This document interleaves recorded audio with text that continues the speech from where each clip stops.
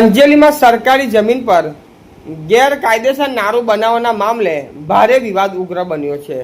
Sanjeli Santrampur road પર આવેલા survey number 6 ની સરકારી ખરાબાની જમીન પર રાતોરાત નારું ઊભું કરીને દેવામાં આવતા આસપાસના વિસ્તારમાં પાણી ભરાઈ ગયા હતા। સ્થાનિકોમાં ઘરોમાં પાણીના ગરકાવ થતા લોકોમાં ભારે રોષ ફેલાયો હતો। મામલો ગરમાતા જિલ્લા કલેક્ટર અને પ્રાંત અધિકારી ખુદ ઘટના સ્થળે દોડી આવ્યા હતા અને ગેરકાયદેસર નારું તોડી પાડવાની કાર્યવાહી હાથ ધરાઈ હતી। સાથે જમીનની માપણી કરી ફેન્સિંગ વાડ ઊભી કરવાની સૂચનાઓ આપવામાં આવી હતી। પરંતુ ચોંકાવનારી બાબત એ છે કે થોડા દિવસોમાં ફેન્સિંગ વાડ ગાયબ થઈ ગઈ અને ફરી રાતોરાત નારું બનાવી દેવામાં આવ્યું। જાગૃત નાગરિકે એસડીએમ, મામલતદાર, ટીડીઓ અને સરપંચને અનેક રજૂઆતો કરી હોવા છતાં કાર્યવાહી ન થતાં હવે સ્થાનિક તંત્રની ભૂમિકા સામે ગંભીર સવાલો ઊભા થયા છે।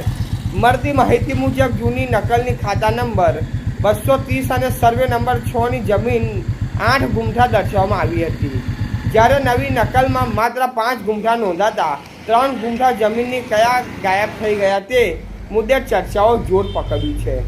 સ્થાનિકોમાં ચર્ચા છે કે ભૂમાફિયા અને સરકારી બાબુઓની મિલીભગતથી સરકારી જમીન પર દબાણ કરવામાં આવી રહ્યું છે।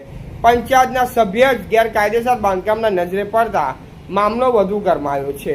હવે સવાલ એ છે કે જિલ્લા તંત્ર ફરી બુલડોઝર ચલાવશે કે પછી આખો મામલો દબાવી દેવામાં આવશે। રિપોર્ટર દિલીપભાઈ હરિજન, સંજેલી।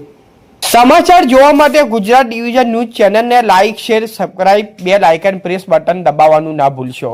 ધન્યવાદ।